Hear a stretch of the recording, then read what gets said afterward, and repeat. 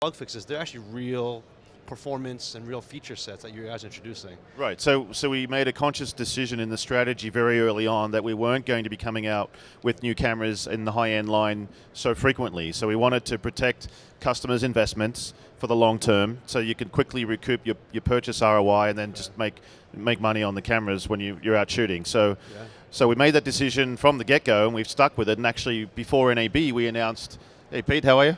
All right, good. Before NAB, we announced no new Cinealta camera at NAB. We're sticking with the 55 and 5 platform. So the firmware, as you mentioned, has been a huge and wild ride. I mean, it's been enormous engineering resources have gone into each successive firmware update. So from version 1 through 2, 3, 4, 5, 6, and then 7, we released recently. Huge features implemented at no cost to the customer. So we get a lot of feedback through the internet, through community forums, through your customers, through Abel, and we take those requests back. We review them with our engineers, and if it's doable, we implement. If it's not doable at that time, we research to try to implement later. Right. And and so it's been a conscious effort to keep them evolving, to keep them current and relevant in growing and forever expanding feature sets, and that's what I think we've been very successful in doing. I still remember looking at the version 1 feature set, and then version 2 got a little bit longer, version 3 got longer, and now we're up to version 7, which is it's pages long of features. And you've done things that we thought were impossible. You've added ProRes recording. Correct, to it. As an option, yeah. Yeah, absolutely, as an option. You've improved, of course, the raw recording capabilities, which is what we're looking at here. Right. So the AXS... Little exclusive there for NAB. Yeah. So the AXS R5 was the original raw recorder, which you guys rolled out, 4K 60p, 2K... 2K raw up to 240. Right. But now we're looking at the brand new AXS R7, which expands on that. So now we're looking at 4K pushed up to a little bit higher frame rate, up to 120 frames. Yeah, right. So let me back up a little bit, the strategy on why we developed the R7 to begin with. So as you mentioned, we have the AXS R5. That's the dockable RAW recorder on the back of both the F5 and 55. Both cameras can output RAW with the R5 can capture.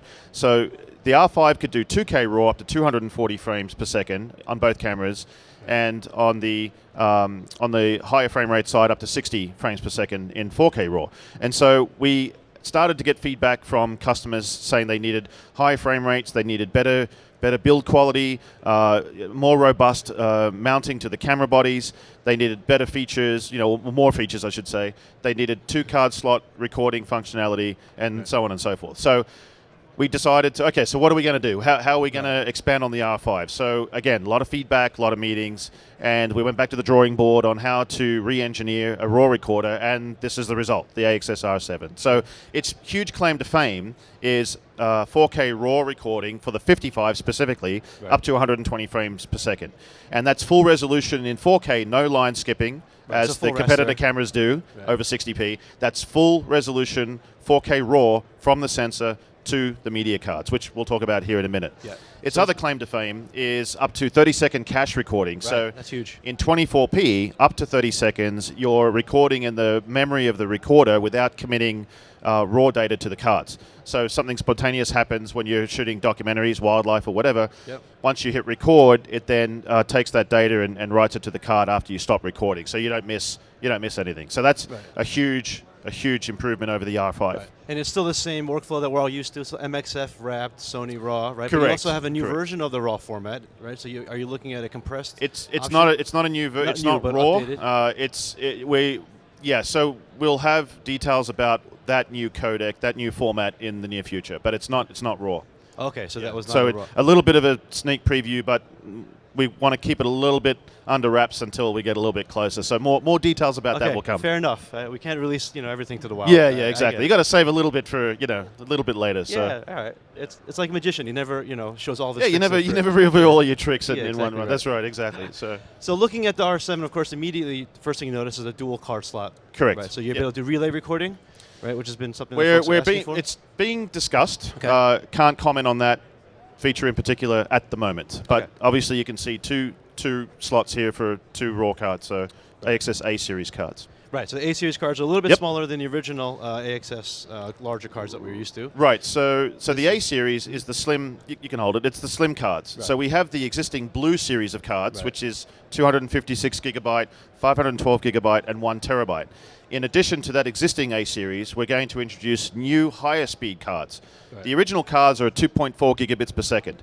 The new cards are 4.8 gigabits per second. So double the speed to capture that 4K 120 goodness onto the cards. And not only is it a sustained write, but it's also read. So as we mature with the workflow on the desktop, you'll be able to extract the data off the cards a lot faster than the original series. Right. Same capacity. Now this is a 1 terabyte, right? So there'll be two capacities, 512 gigabyte and 1 terabyte. The one you're holding there is a 1 terabyte. But again, just to recap really quickly, only the slim series will work in the AXS R7. The original RAW cards, the wider ones, will continue to work in the R5. The R5 is not going anywhere, so this is a choice. Right. Now, so if you're using the original A series, what frame rates are you limited to? Is it just a 4K 60 at that point? Up to 60, yeah. Okay. So in order to get to 120, you do need to use the newer... With the full RAW, correct. Right, with full 4K. The highest quality RAW. How does that affect the 2K RAW recording? No effect, it's fine. Okay. Yeah. Okay. So again, just to recap, it gets a little bit confusing when we jump between the recorders and the features. Right. Everything the R5 supports, the 2K RAW up to 240, and obviously the 60, is supported in the R7. So 240 to 2K, no problem. Okay, well I just meant the media. So you can still use the original A series absolutely. cards up to 240, 2K. Yes, correct. No problem. Correct. Okay, great. And just from an investment point of view, obviously, if you need the 120 4K, you invest in these. Correct. If you don't need that, you can still rely on the older A series. Correct. Right, that's great.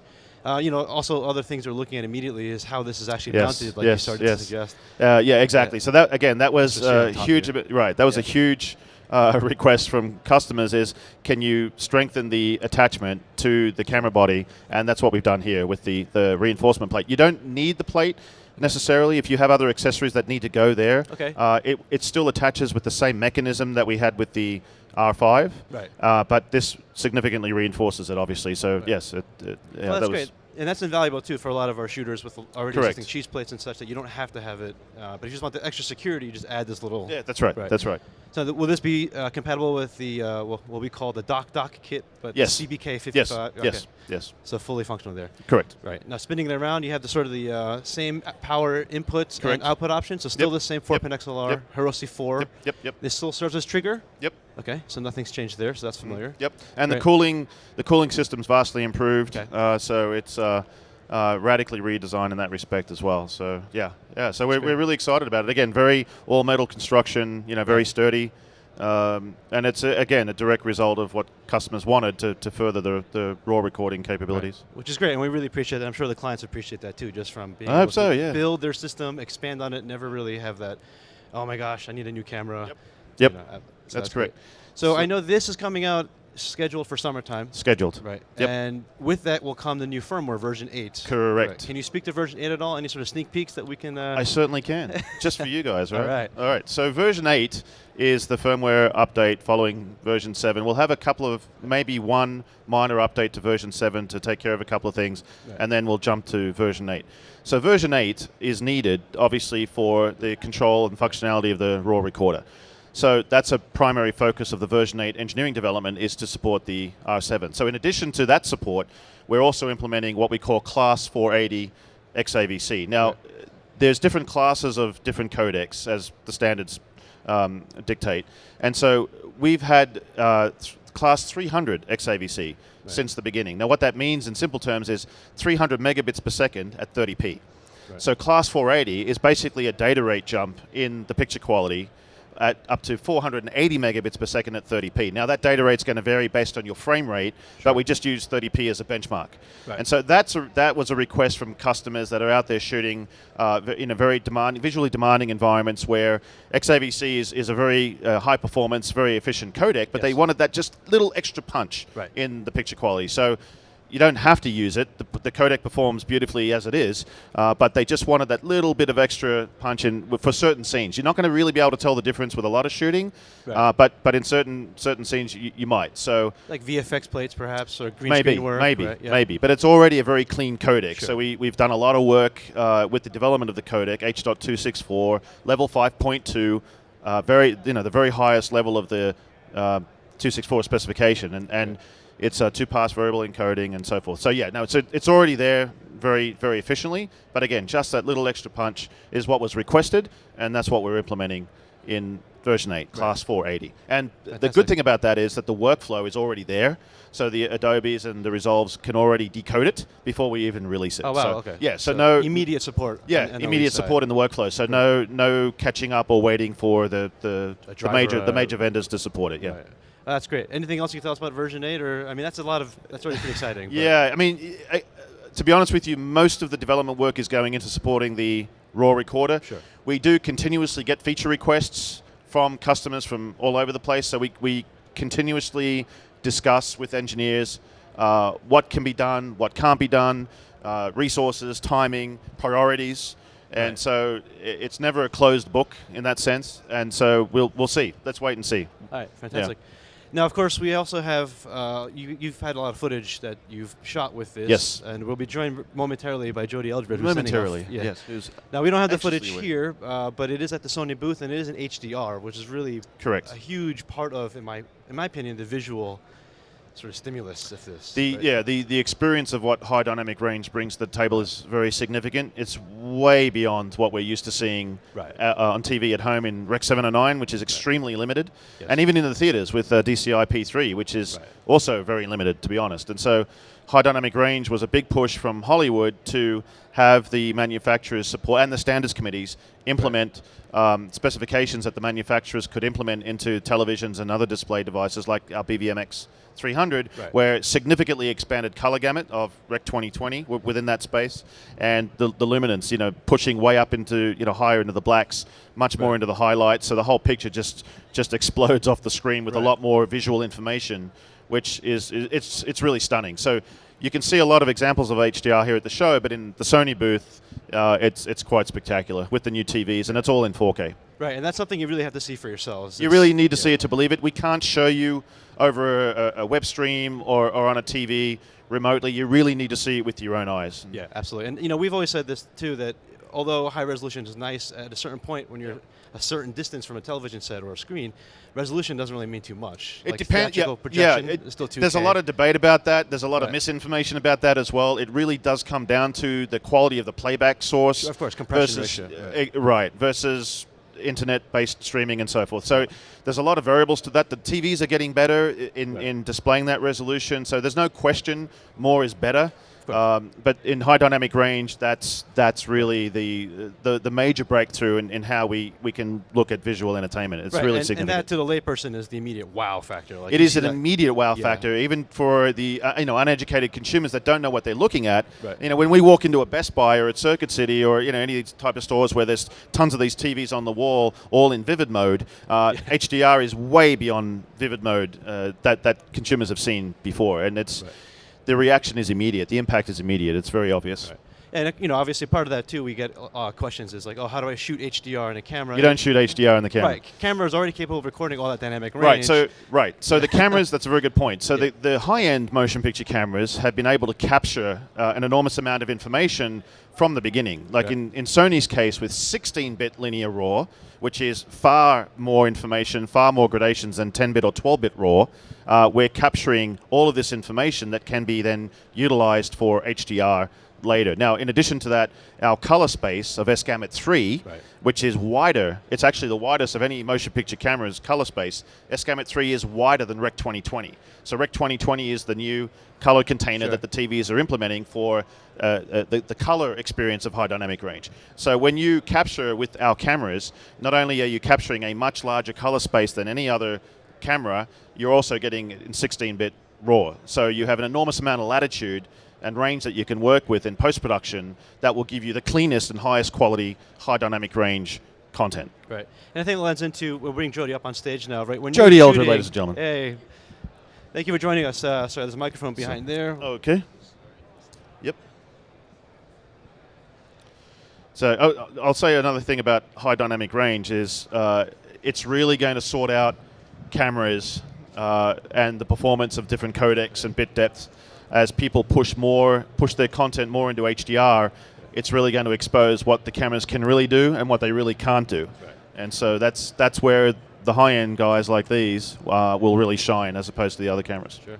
So Jody, I understand you had the privilege of being the only person to have ever shot with the R7 at 4K 120. That's right. Yeah, privilege is a curious word. You know, it's I kind of bill myself often as a crash test dummy. You know, I'm a filmmaker, I'm a director and a cameraman and a writer, and it has been fun. Me and my buddy Dennis Dillon, one of my colleagues back here, they utilize us to do real-world storytelling with some of their newest technologies, and in this case, it was a prototype that we were using, but it performed extremely well.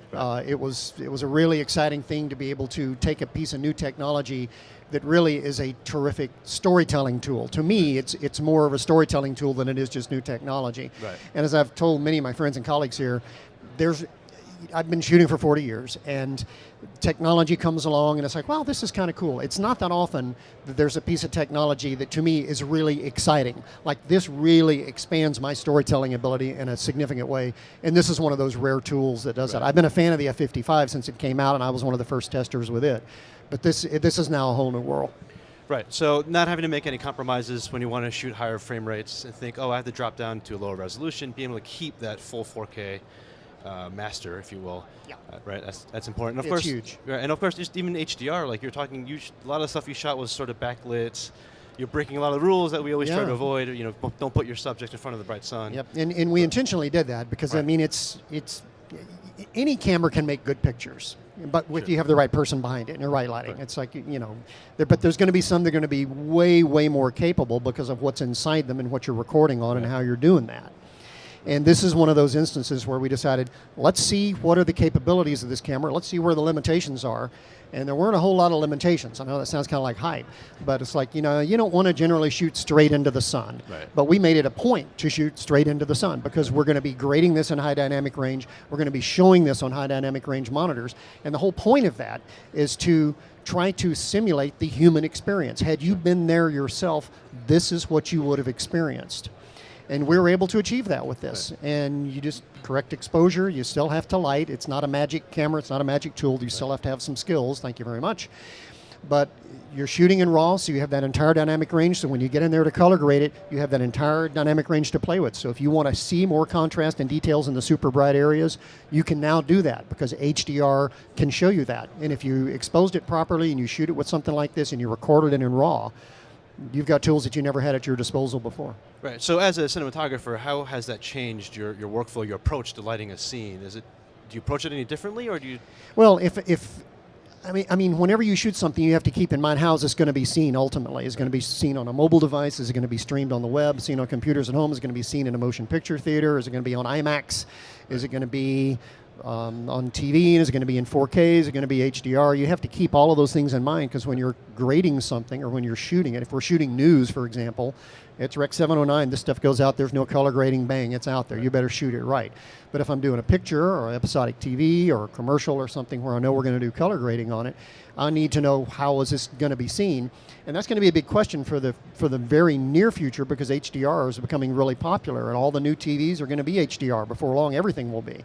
So now we have to start thinking about, I need to shoot in a way that maximizes that monitor's ability to display this. Okay. So I'm going to be wanting to shoot way more things in RAW so that I can say, I want to be able to show these details in these bright areas. So in my footage, we have a horse running on the beach at sunset, you know, with the sun behind it, and you see the water, you know, kicking up off the horse's hooves and sand and catching glints of sun.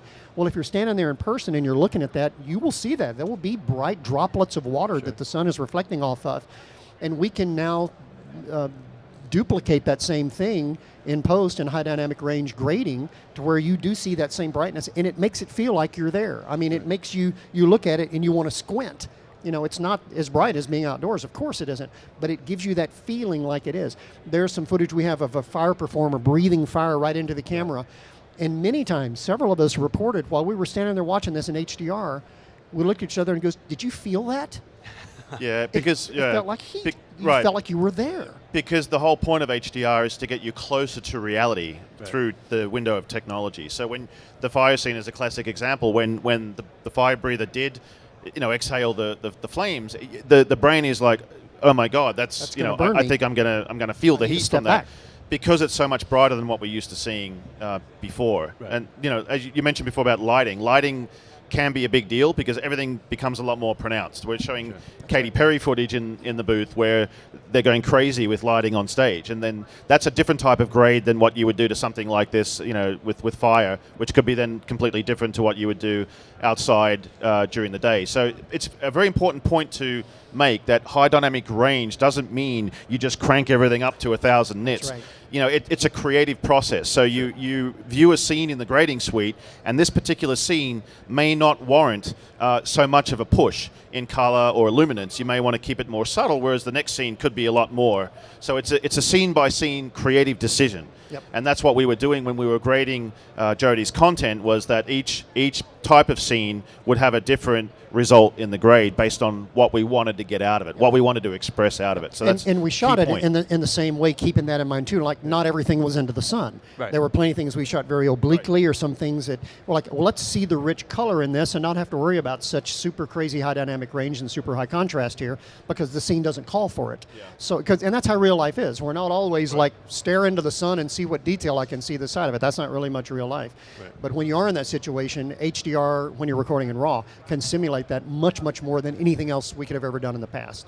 So it's just a great set of new tools, and it gives you much greater flexibility into creating stuff that looks much more like real life. I find the HDR experience, having recorded in RAW with this, much more real, much more immersive than anything I've ever seen in 3D. And I've shot a fair bit of 3D. It's much more real feeling than that. And that's a pretty huge step in technology, and a pretty huge step in creative storytelling as well. Yeah, and another really important point about the color. We mentioned earlier the S-Gamut 3 color space.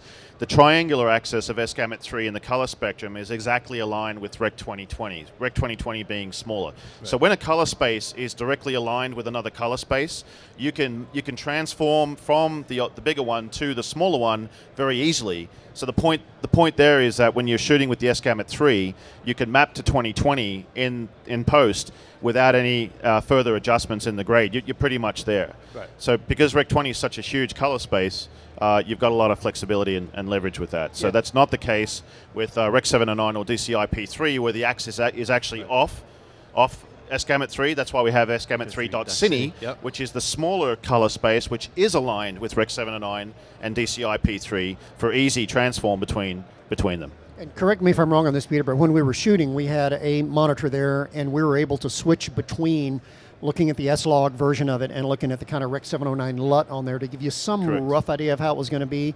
And the colors and everything, I mean, obviously you're not going to put like an HDR LUT on there and it's going to look the way it does ultimately, but we were able to switch that off and on to get a pretty good feel for how it might look when we were done. And it was very close in terms of the color and everything. You know, when it wasn't like we got into the HDR grading suite and we're like, oh my gosh, these colors are all over the place, what the heck. It wasn't that way at all. Right. It was very, very much in aligned with the color spaces that we're familiar with using, and it was not a difficult grade at all. And it was fun. It was very fun. I mean, I don't know how many times I've sat in color grading where I'm going, this is great. This is great. And after using that X300 monitor, which has now become the gold standard for HDR color grading, it's like I don't even want to look at another TV of any kind. I don't care who makes it. It's like the best thing. Amazing. It's like looking out a window. Yeah, that monitor is pretty amazing. It is amazing. But that's not the same. You guys also have that 55-inch. That was the PVM series. X550. Right, which is great. Also has SDI inputs. For client viewing, a little bit off topic, but it's a great, also very hybrid. That's an amazing tool. That's worth seeing. Just it has so many crazy capabilities. Yeah, and that quad split view, I thought. Yeah, four independent HD inputs. Yeah, that's very cool.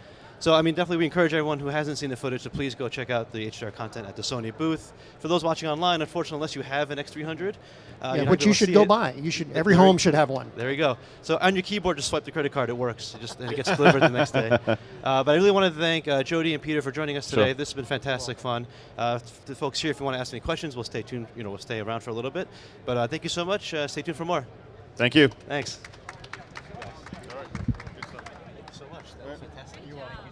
No worries. Yep.